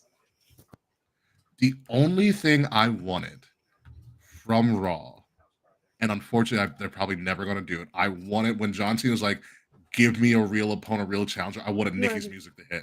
No fucking way. Oh my god, God, that would be. Oh my god, that'd be so funny. Because I want heel Cena to crash out on Nikki on live TV. Because I that's real don't. heat right there. Because like And that's gonna be. I do, but I don't. I was I feel like John Cena the person, out of respect for Nikki won't in do it. He won't general, do it. but also just like what she's been through recently, does not want to crash out on someone that's just recently been through DV. I mean, they Oh fuck, I forgot about that. They teetered that line when a very angry Liv Morgan came out. At least Which I do have a like a very man. angry. Yeah, listen, a very angry Liv Morgan was actually pretty entertaining. Oh, it was great. Did you forgot someone? Yeah, she went full Yeah. New Jersey on Nikki Bella. It was great. Oh, she went totally New Jersey. I was like, oh my god, here we go. Would like- you have preferred Rhea? I don't know who I thought was gonna mic check Nikki, to be honest with you. Because Rhea didn't is far and above the best. Like she has evolved, pardon the pun, evolved the most. Like she is such a presence. She went off on Money in the Bank. She went off on Monday. They are booking her incredibly Mhm. well, and she is the top women's wrestler in the world right now, easily. Yeah, But Liv Morgan not that far behind. yeah. Especially like when you put her next to like a Roxanne Perez or Stephanie Vaquera, it's like, oh, Rhea Ripley is now and Liv Morgan are now the veterans of the locker room. Mhm. Mhm. It's like, damn, these bitches have come far. Yeah, Yeah. remember Will when we went to that NXT show at the theater and Liv Morgan was just like her second year in the Yeah, she was just there. Yeah, she was just there. She was a Jersey girl. She was like eating pizza on the way to the ring. A tongue That's thing, so it's a cute. Blue tongue. Oh, I Blue loved tongue. the blue tongue. Yeah. So obviously this is setting up potentially Nikki versus Liv at Evolution, which I'm all for. I think it'll be a fantastic match. That'd Yeah. be really fun. And she proved that Nikki can take a bump still on flat on the head, like hitting Liv Morgan's finisher. She sold it really well. She looked Sold like real straight. well. She looked dead. She Like did. I She did. actually was concerned for her for a second. Especially because she has a history of neck issues. That too. So I'm happy she's back. Let's see how far she goes. Let's see if she remains past Evolution. Who knows? This could be a mini run. This could not be. Speaking of Evolution, it's something that I think is also going to happen at Evolution, which makes me really upset, but I won't be going to this event. Bailey's back. I thought she wasn't there. Yay. Yes, Bailey makes her first return to TV after getting taken out of her WrestleMania match and being replaced by Becky Lynch. Obviously, Becky finished her story with Lyra Valkyria, which we did not really mention, but it worked out really well for both parties involved. And Becky being mega heel, and they used Bailey being really upset to take her off TV and bring her back to a huge babyface pop. And I truly believe we are getting Bailey Becky at Evolution for the IC title. That would be so fun. It's perfect. Yeah, it's great. Yeah, I have no issues. That's a match I definitely want to see again. And it's one of the combinations we never really saw on the main roster. Yeah. You never see Bailey and Becky. They've always kind of been separate. So this is very intriguing. Of all the 4 horsewomen combinations, this has been the one that they've shown, I think, the least. Yeah. And like Evolution 1, Becky and Charlotte put on a fucking classic, so I'm very excited to see. Last Woman Standing, I believe. I think it was too. Yeah, Last Woman Standing. It was great. Raw overall was really, really good. They teased a lot. They really started picking some things up with this, and it's ironic that right after is like as soon as the beatdown finished, like R-Truth came out and stood on the announce table. Yeah, what a Yeah. transition, dude. Yeah, yeah. Like I was like Jesus. Like that was like the height of Raw. Moving on to the end of Raw with all of this craziness and shenanigans going on. Gunther beat Jey Uso clean as a whistle to end Raw. I hate it. Hey man, Jey Uso's reign ended at 51 days. I'm just saying, Jey Uso admitted to being drunk on WWE television in that post show. Oh, I missed that part of the post show. Yeah, I mean they didn't. I he didn't watch straight the up say it, post but yet. Cody said it, and Jay did a little. Bro. My head canon was like they're mad that we forced R-Truth back into the company, so they had to get the title off of Jey Uso just to balance it Yeah, out. but a lot of people, Jey Uso got so much hate, which I think was What? unwarranted Wait, where? from By the internet. who? This my corner of the internet that I've been seeing. I so much like they call him like mid card Jey Uso and bash on his title reign. I'm like, dude, His I thought title reign's been great. I thought Jey Uso was good. Like nothing, no notes of improvement. I thought he was fine. He has the best entrance in all of wrestling. Yeah, he's fun. He was he was a fun champion. He was fun. Yeah, he's a fun champion. He's picking up kids every freaking week. Like picking up little kids. He was selling merch like wildfire. Like it was very interesting to have him drop, unless Jay requested some time off or we're trying to do something. But I was like, I Dude, would have kept him on. You don't request time off as champion. I know, but it's also one of those things where it's just like, do we think he's like secretly hurt or something? It could be that. Maybe. It could be that. It could be the fact that he was drunk on TV, admittedly, but he's gotten away with worse. Or it could be a whole myriad of things. It's just very surprising to me, one, that he dropped clean. I had the headcanon that Goldberg was showing up just to screw over Gunther in the final hour. Because Saturday night's main event, Atlanta, Goldberg wants to retire soon. So that could be it. But it's also probably because Jey Uso's still running hot. His merch is still going crazy. Like he was so big, they did his entrance twice at Money in the Bank before the match started. No, because they were about to, and then Logan Paul's music hit. It was great. That's right, my fault. Yeah. Such great heel work. Good heel work. It's excellent. Also, Logan Paul with the drone superplex. Incredible. That was really cool. I hate Logan Paul, but he was really good. And then who landed on him afterwards? Because they didn't switch the camera shot yet. I forgot who landed on him. It was Jay. Jay landed on him afterwards. Jay did a springboard off the top rope splash, and then the drone like bounced. I was like, man. And then they didn't do a replay. No replays. Yeah, it was a shame. But yeah, Gunther winning just seemed very surprising. If Ilya's coming back, we do Ilya Gunther. I'm okay with that. That's fine. But now, like, what do you do with Jey Uso now? Is he in the chase? What does he do? Does he pair back up with Jimmy? Like, what happens with Jay? I have no idea. It just seemed very abrupt. And also because that was obviously the most sleeper holds I've ever seen in a match ever. Yeah. He'll be on TV going, "I love you, Solo." Oh no. Please don't. But yeah, Gunther once again champion, and we'll see where it goes. That's how I feel about that. Yeah, so it's going to be an interesting little turn for this as well. So a lot of WWE stuff that we're talking about, but let's move over to AEW, which we haven't talked about in a while. But All In is coming about less than a month from now. Who's leading in predictions? Oh, you do want to know predictions? I totally forgot about that. I know it's not me. And we're going to go to the predictions right now. I totally forgot. Thank you for reminding me with that. And after this weekend of events, remaining in first place is Slaging K with 59 points. Second place, Willie T with 57. I am in third with 56. Even with my ballsy ass CM Punk prediction. You beat Will and I at Worlds Collide. Fuck. Really? That's what happened. You know, it's so funny. I didn't remember any of my Worlds Collide picks when I was watching today, and I'm like, I feel like I dropped the ball on this one.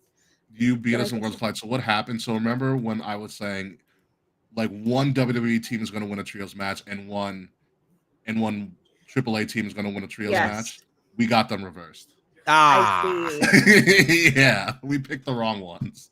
That's what screwed us. And the one that made you won is you picked Stephanie to win. At Worlds Collide? Yep. Yeah. Yeah. That's what got you thought Stephanie was going to do the clean sweep. Yeah. Mm-hmm. So that's what happened. So yeah, so Kay, you are still in the lead. Barely though. Very, very barely. Again, we did a lot of WWE stuff, but let's move over, like I said before, to AEW, they are preparing for All In, and they have brought back a classic rivalry, because what do marks like? Classic rivalries. And for all of the gold, Okada versus Omega at AEW's biggest show of the year. Okay, I care. I see your face well. I care again. I know we kind of low-key almost thought about going. I'm not saying I regret it, but I wish I knew. I'll put it that way. This is very, very recent. The only other two matches that are guaranteed is you're going to have Hangman Adam Page going for the AEW World Championship against Mox. Against Mox, yes. And then you have love it. And then you have Mercedes, who is still undefeated, and the TBS champion. She also picked up another title on the Indies, like somewhere in Europe over the weekend, versus Timeless Tony Storm. So now, three that's for sad. three Three for in three. matches Yeah. for All In. This one is a winner take all, champion versus champion. Kenny Omega's putting the international title on the line. Kazuchika Okada's putting the Continental Championship on the line. This is winner takes all. Whenever these guys are in the ring, just look at the time in New Japan. They put on classics. Dave Meltzer, as much as I despise the man, Dave Meltzer broke his own rating system for them multiple times. Yeah, that's more of a dig on him than a compliment on them, though. Yeah. But regardless, they still put on great matches. In my opinion, I think this is what Okada needs, because Okada has been probably more of a sideshow gimmick than R-Truth was for his entire career. Yeah, he's just been chilling, hanging out, enjoying America. I low-key forgot he was in AEW. Everybody does. Everybody does. I forget he's a Continental Champion because he never defends. Although he did defend. Oh, I didn't even notice that either. He's one. So, like, the championship matches were obviously going to be a given, but Okada Omega, that's when I was like, oh, this might be getting actually interesting now. So, because remember, might buy it. This is also going on the same day as Saturday night's main event and Great American Bash. Oh. In Atlanta. So that's all the same day, and then Evolution stands alone on Sunday. So this is going to be a very, very interesting one. I'm going to have to start following the storyline a little bit more, but All In, they're doing something here. They're doing something pretty interesting. We have an AEW. We have to move to NXT too, because as soon as we got off air, the glamorous one, Mariah May, debuted in NXT in a classic "Here Come the Women" segment, which love to see it. Which NXT never looked. NXT has had a wild couple of weeks. JC Jane beat Stephanie Vaquer to become the NXT Women's Champion, and then JC Jane had a segment where she's like, "Who's going to be our next challenger?" And all these women came out who have legitimate claims of potentially becoming or challenging JC Jane for the NXT Women's title. And then at the end, the lights went out, and Mariah May shows up and the crowd goes nuts. I forgot she's only 26. Oh, really? God damn. Yeah, she's only 26. Yeah, she's gonna be something, that's for sure. I think it's what's also really crazy about Mariah May. She used to be a WWE shop influencer.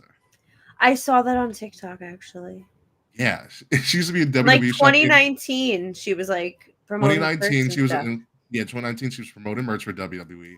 Then she went to AEW until 2025, and now she got signed by WWE and NXT. She also apparently turned down a lot of money from AEW.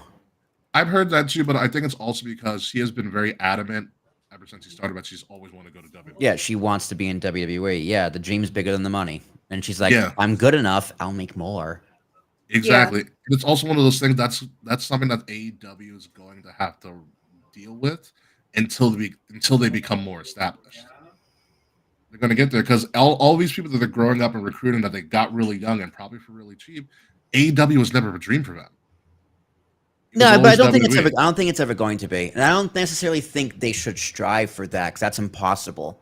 I'm not saying strive for that, but I'm saying that's going to be a hurdle. It's the disadvantage of starting 50 years late. Exactly. Yeah. Like, and it's not their fault. Like, it's like I think they have done a very, very good job of establishing themselves. Growing pains for sure, but where they are is much better than where they've been. And they are heading in the right direction, just from like this very little of what I see from AEW. But they are. Oh, and there goes Will. Which gives me time to finish my point. I'm listening. Thank you, Kay. The other thing that I think is going to be big for them here is that once AEW becomes more established, the next generation of wrestlers, there are going to be some that be like, I want to go to WWE, but then there's also going to be some that are like, you know what? I've always loved AEW. I want to go to AEW. So that disadvantage that they have currently, I think as long as they stick around, will not be there anymore. Yeah. I wish they would just work together and just close the circle. Hell will have to freeze over for a while. I know. I just feel like it would make so much easier for so many. They destroy the rest. They make so much money, but I think the issue a lot of the time has been Tony being Tony. Yeah. You know, Tony has had some very untimely and at times very classless remarks about WWE. Oh, definitely. Like, And I think if there was an opportunity for them to work together, it's not going to be for a while until Tony becomes probably a little bit more corporately professional. do they have media training over there? I don't know. I don't know at all. It's one of those things, but AEW needs to be around for WWE to continue to be good, for TNA to continue to be good. Like their Oh, competition absolutely. is going Competition to makes everybody better. exactly. So Mariah May coming over here, probably under a name change at some point, is always going to be good for the brand as a whole. Mhm. But moving on to another thing that happened in TNA, which is not TNA, my fault, in NXT, featuring TNA, is well, your favorite wrestler and Fretz's favorite wrestler too, returned to help out Trick Williams because who hotter than Top Dollar? AJ Francis has aligned himself with Trick Williams, the TNA champion, to assist Trick Williams with retaining the TNA championship. This just makes Slammiversary that much more interesting. Love to see it. I always knew, and I think I said it when WWE announced that they have a working partnership with TNA. I was like, "This is how Top Dollar returns." Oh, One way or definitely. another. One way or another, they all return. Listen, Elias returned. Yep. Indy Hartwell just signed with them. Mhm. The The Iconics are back with TNA too. we're gonna get to that. Don't ruin it. At this point, it's one of those things where like a release from WWE isn't a bad thing. So it's just like I saw somebody be like, all right, you get released from WWE, but you still want to go to WWE, so you get signed by TNA, you just return to WWE anyways, and WWE doesn't have to pay you because TNA is paying you. Does that make any sense to any of you? Mm-hmm. Yeah, for sure. Mm-hmm. And it's awesome, and I love the integration. I mean, the NXT crowd is getting to those like black and gold levels of fun. If you watch the product. I've been watching it more recently, and I agree. It's starting to feel like old school NXT again. Yeah, It's they're starting to interesting. be really good. And also I'm a big fan of AJ Francis. Will myself and Sir Charles got a chance to chat it up with him at WrestleCon. Very cool. Yeah, really nice guy, really down to earth guy. Unfortunately, he went to the University of Maryland, but that's okay. Can't win them all. We all make mistakes, right? But I'm very excited to see where this goes. Slammiversary is in like a month. We're going to start covering a lot more TNA once Hell I get yeah. my hands on like their media and stuff. But we are going to cover Yeah. a lot more TNA as we build towards Slammiversary and things like that. Because I think Slammiversary is going to be huge. I do now, too. With a lot of NXT. I integration. can't wait. I'm really excited. I'm so excited. Yeah, I'm very excited, and I'm equally excited for Slammiversary because the Iconics have returned, now known as the Inspiration. They have been out of wrestling for 3 years. Like, did they both have kids? A lot of it was child rearing. Yes. Yeah. A lot of it was child rearing, but they finally just made their return to TV last Friday at Under Siege, I believe. So they are back.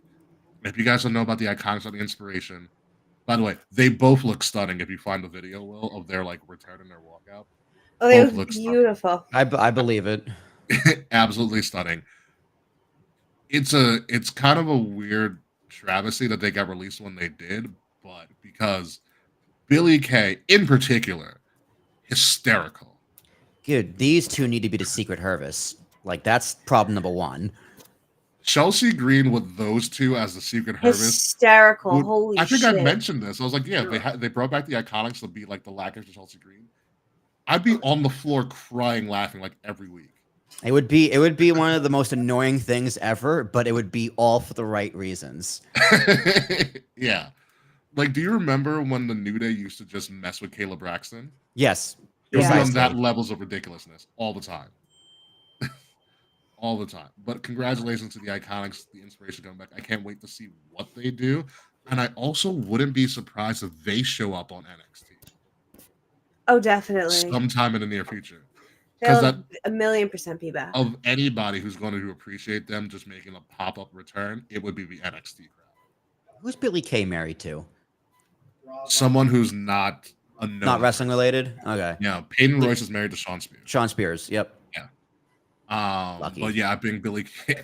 Yeah, I don't believe Billy Kay is married to somebody that is known within the IWC. Copy. Wrestling world, which is probably better off for everybody involved. But congratulations to the Inspiration, aka the Iconics, coming back, and I hope they show up at Slammiversary too, because I think they will. I really, really do. And that is all that we have for this week. We got through everything, surprisingly enough. That didn't take too long. Not at all. Yeah, you know, I Orange thought it was going to be a little bit longer, but we pretty much hit all of our points, and everything. But it was well, I could at least as well as you could, yeah. But there was also a lot of just a lot of content to talk about. Like, it's just one of those weeks where wrestling is just like hitting on every cylinder. we had to go rapid fire. Yeah, you kind of have to, and it's good. Like AEW's heating up. Like after seeing Omega and Okada added to that All-In card, I'm like, damn it, it's a really entertaining card on 3 matches alone. So, and we're gonna start expanding the TNA a little bit more. Like it's a big next couple of weeks. So you think 2 weeks from now or next week we're previewing Night of Champions, and then like 2 weeks after that we have to do Great American Bash if we Nova card. Great American Bash, another Saturday night's main event, AEW's All In, and Evolution is all going to be the same show. Wow. Yeah. Yeah. So yeah, yeah. That might be the wildest prediction weekend ever, because a lot can change if somebody has a bad show. Yeah. That's a bad show. So start doing your research on all of the stuff that's going on. I'm in. And somehow, like 2 or 3 weeks after that, we got to predict Slammiversary because we're going. I can't wait for Fuck Slammiversary. yeah, that's right. We are going at end of July. End of July, July exactly. 20th. Dude, my end of July is absurd. You guys get like, oh my god, it's gonna be even more. Actually, So the 20th. mhm. So the 20th is Slammiversary. 25th, 7th, I am going on vacation. Jazz and I going to Delaware. Okay. The 30th, I'm doing a colonoscopy. August 1st, I'm doing the Goo Goo Dolls and Dashboard Convention. That's Friday, August 1st. Oh, Friday. Goo Goo fun. Dolls with Dashboard Confessional concert. Dude, Dashboard's so good live. And then Saturday and Sunday is SummerSlam. Jesus.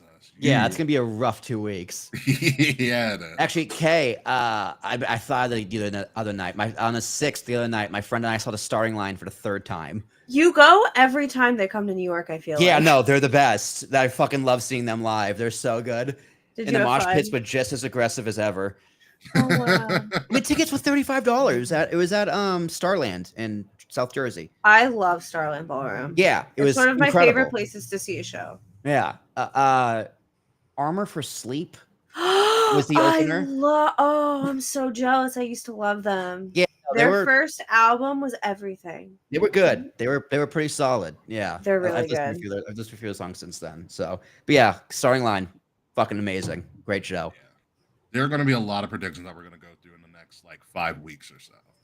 Because after we do that weekend, that mega weekend, then we got Good man, I need to catch up on some points. I got to reclaim my crown for first place, baby. Then like a week or two after Sounds good. Slammiversary, we got to do SummerSlam. We won't get a break till like maybe September. Because actually, even at the end of August, after 3 weeks after SummerSlam, we have to do Clash in Paris. That's Labor Day weekend. Oh my god. Yeah, this is gonna be a rough week. This summer is going to be stacked, absolutely stacked. I know. My first wedding of the season is in 2 weeks. My first wedding is like 2 weeks too. September. I have to wait all the way to September. Thank God. Lucky schmuck. You September? got lucky. Yeah, September. last year. No, luckily with all my friends, weddings have been very well spaced out. No more than 2 in a year. Yeah. So The next wedding I have to go to is on the July 3rd in Long Beach. I'm not. I also have a That's July gonna be hot. wedding. that's gonna be hot. Yeah, it's also in Long Beach. So where does everybody go on Long Island on 4th of July? Long Beach. Yeah. Yep. I'm not That sounds looking like- forward to that. I'm going to be in Kings Park. Thank you. We're going to Forrest. be switching places. Literally. Parts of the island. All right, let's get out of here to the post so we can have Kay for a little bit before they go see Love Island. Hell Gonna yeah. stick around, Kay? I appreciate it. For a few minutes. I just All need to right. deal with something really You, fast. you go do it. Ladies and gentlemen, you have been listening to Kings of the Rings podcast, episode number 410, Iguana in the Brain. I am your host, King Ricky Rose. You can find me at Ambassador Biggs across all social media outlets, BIGZ, Ambassador Biggs. Find Kings of the Rings podcast at KOTR_podcast across all social media outlets. Like, share, subscribe, leave us a 5-star review. Links are all of that in the description below, especially some of our fantastic merch, including our featured Pride 2025 collection, where all proceeds will be going to the Trans Lifeline this year. If you're listening to us or watching us, make sure you're listening to us or watching us on Wrestle Addict Radio, the cure for the common wrestling podcast, and follow Wrestle Addict Radio socials at addict_wrestle on Twitter and at Wrestle Addict Radio, all one word, everywhere else. The links are in the description below. Will Tarashak. Yeah, man, it's got a lot of good things going on right now. I'm glad to be busy this summer, so I'm excited to be here with you guys. I hope we can go. Well, looks like we'll be going back to weekly shows then. At this point, we're going to have to, which is great. You know, I kind of missed the weekly show. I did like taking time off a little bit, but I did like going to see discount movies on Tuesdays. Weekly structure. That's what we need. It's gonna be great. Wow. And as long as we're done by 9, K Murphy, don't worry, I don't forget. Look at us developing real structure. We've never had structure on this show. It's like we're being adults. Look at us. Doesn't We're it growing suck, up. guys? Doesn't We're it suck? drinking water. No, I like it. I like Ricky, you structure. told me your 30s was just, you know, having 20s fun with with money. more with the 20s with more money, but you didn't tell me I'd be spending literally all of it. Yeah, sorry about that. Because Well, you have more money.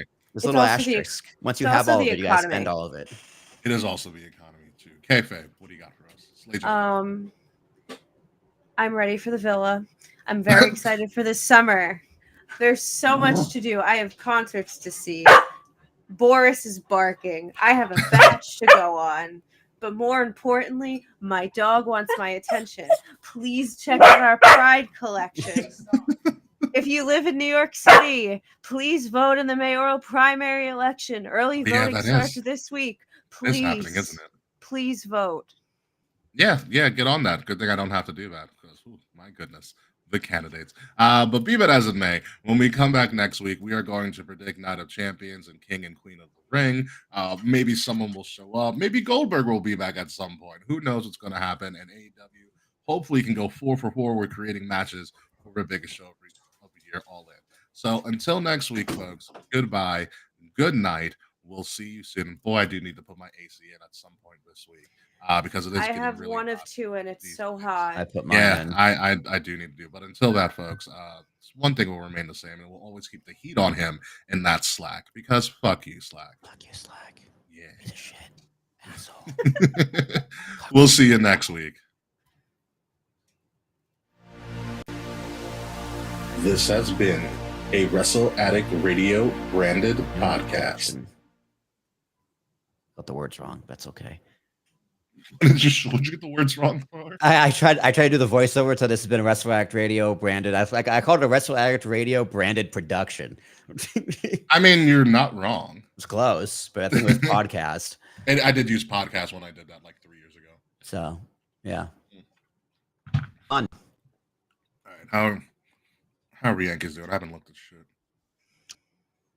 Aaron Judge hit a 470-foot home run. Jesus Christmas. Oh, it was also in Kansas City. What has been going on? Deals. And there goes Will. There goes Will. right, so- Apparently, my Okay. wedding party just had a meeting about my batch, and I'm having to answer questions. Ooh, what are the questions? So because we're gonna be there for 3 nights, we're definitely going out Saturday night. We're definitely staying in Sunday night, and I have to decide if I want us to go out Friday or have a chill night in Friday because we're traveling. We're getting there on Friday. Where are you going? I'm going to the Jersey Shore. I wasn't joking. I never said you were, but I just forgot where you Amazing. were going. I am going. We're staying in Seaside Heights. Ooh. We got Ooh, that's gonna be we fun. got a house in Seaside proper. There are 9 of us going, so it's technically 2 small houses, but it's the same property. No, okay. Yeah, I feel that. Yep. Okay. It's like a few minute walk away from the beach. It's near the boardwalk. Like it's near everything. Okay. So I'm like, what if, like, depending on travel and shit, like we start at the boardwalk and like kind of play at the boardwalk at night. And then like if we end up going out Friday night, cool. But also if we don't go out Friday, also cool. Like, Mhm. flexible. When do you have to check into all of this stuff? I think we can, I don't think we can check into the house until like 3 or 4 p.m. Oh, that's annoying. So like it doesn't take that long to get there. So I imagine we'll just like drive down there like in the afternoon. Yeah.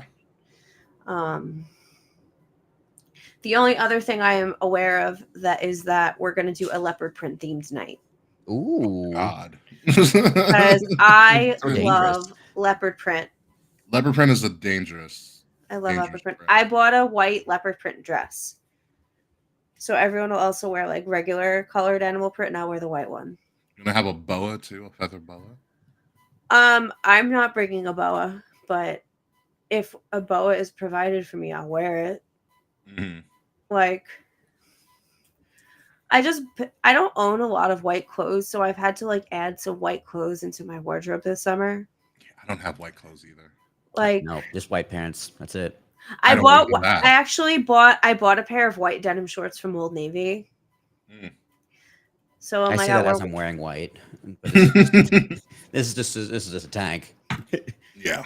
yeah, like I just black is my go-to, followed by gray. It's a New Followed York thing. Black is my Yeah, I feel the most comfortable in black, but I'm gonna lean into the white for this era. Oh yeah. Yeah, I'm excited about it. I only get to do this once, so like Theoretically. hopefully. How dare you? Well, Liv's already been divorced, so hopefully not me either. Mhm. But I'm gonna lean into it. It'll be fun. Yeah. As you should. As you should. Oh, so you want to hear about this wedding that I have to go to in like 2 weeks? Yes. So it's July 3rd in Long Beach in the middle of the freaking day. Like, Are at, you like, in 2 it or are o'clock. you just a guest? Oh no, I'm just a guest. I'm just a guest in this. Okay, so it's at a church in Long Beach from 2 to 3 or something like that or whatever. And then you'll understand this, Kay, probably more so than Will. Do you know where the reception's at, Kay? Where? Westbury Gardens. Oh, that's so nice. Yeah, but I have to go from Long Beach to Westbury Gardens. Oh yeah, that's a nightmare. And the reception's at 7. What?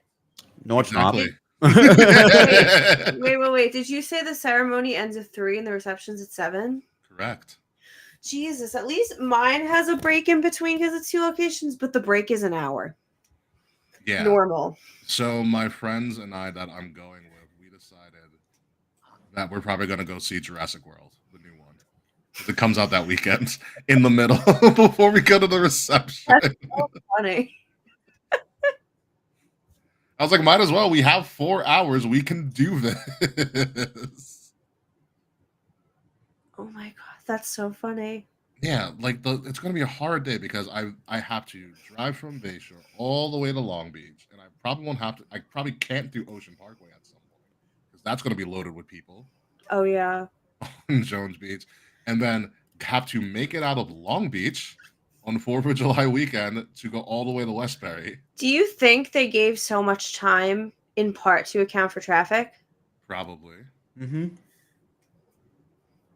Most definitely. Yeah, but like who plans it like that? I'm just very like, come on, guys. All one place. Please.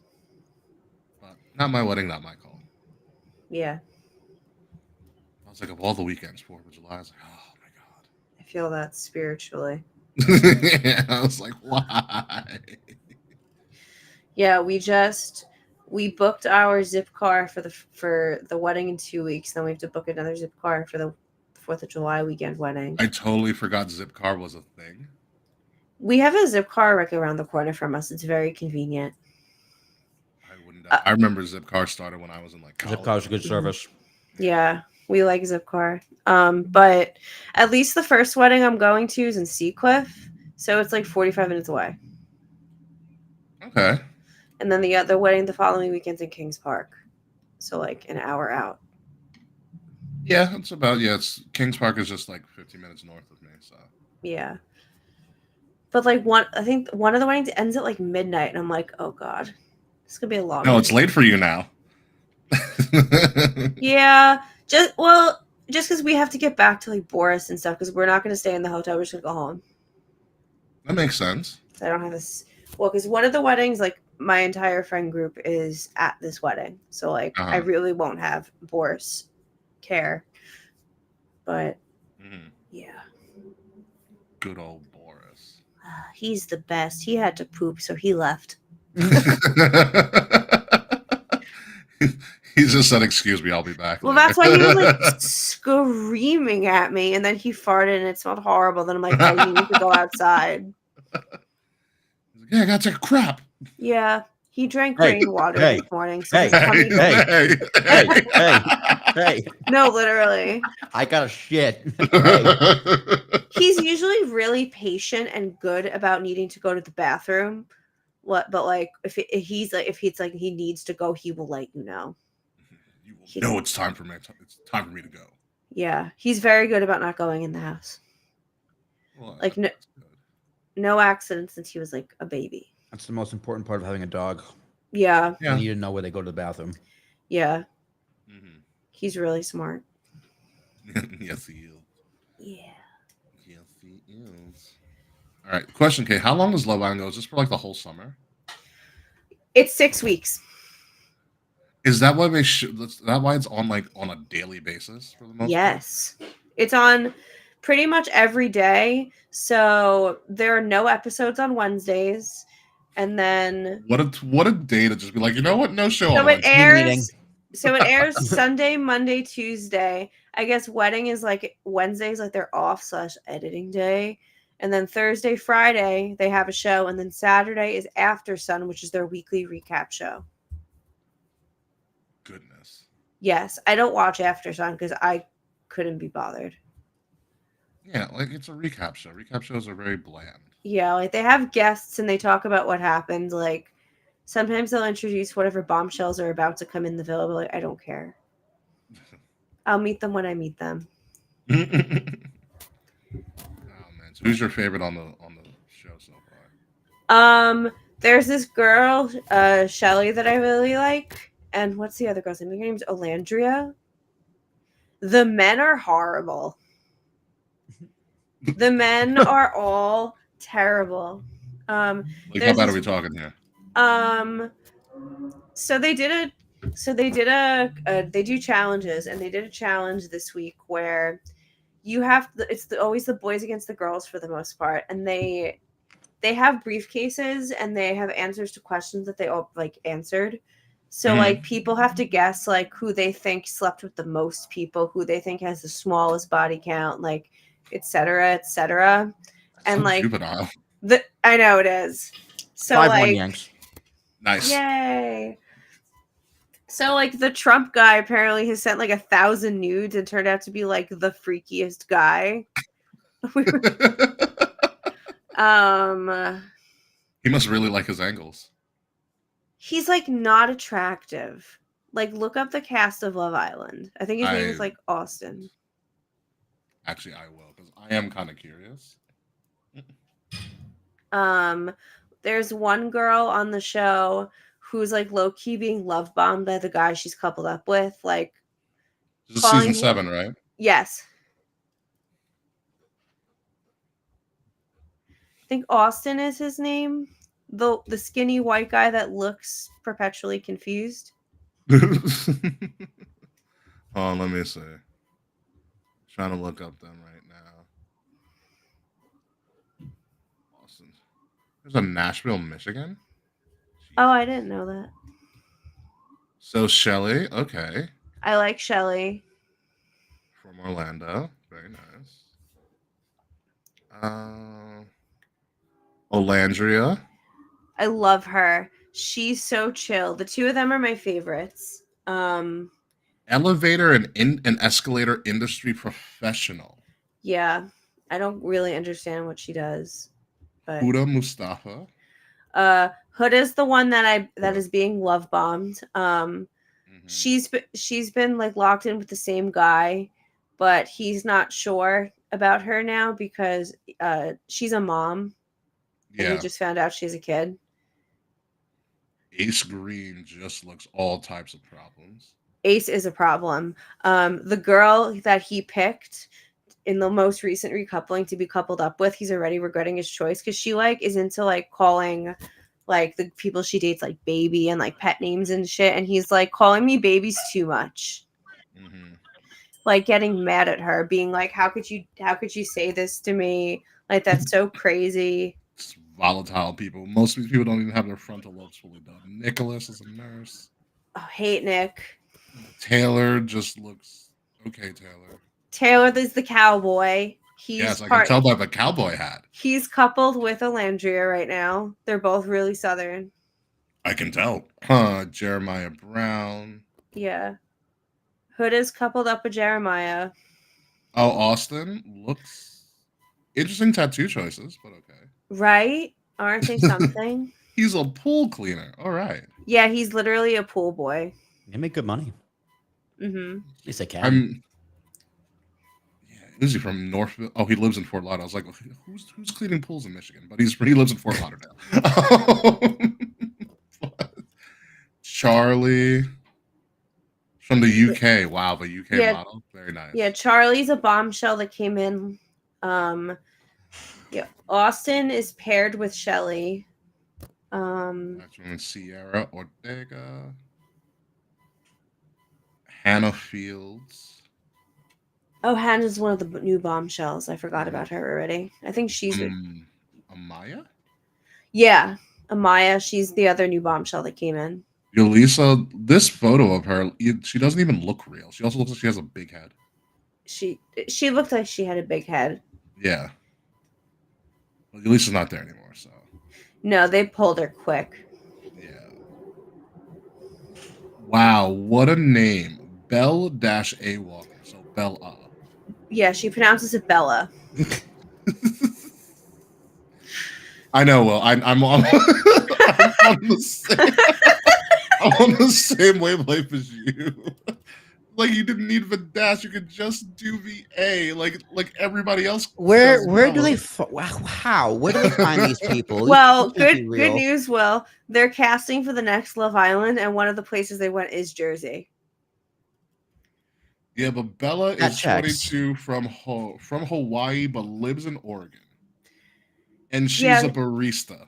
Yeah, she's the religious one. Who lives by the motto, sometimes the Lulu is the Salulu. That's her motto? Yes. Well, she is a devout Christian, so I get that. What an interesting cast of characters. Yeah. And they'll be bringing new people on throughout the episodes. Oh, so Bella was already sent home. Yeah, Bella went home yesterday.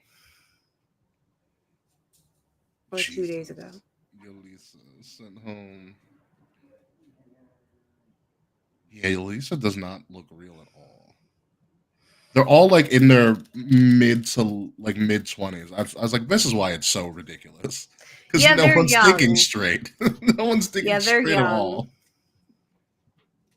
That's why it's so chaotic. It's excellent television. I don't know about all that.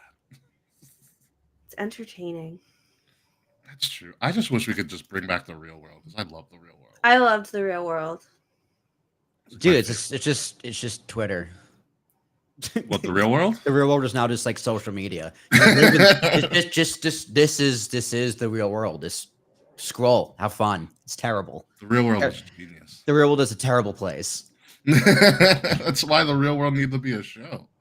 It was great. Those houses were also amazing too. I miss the real world houses.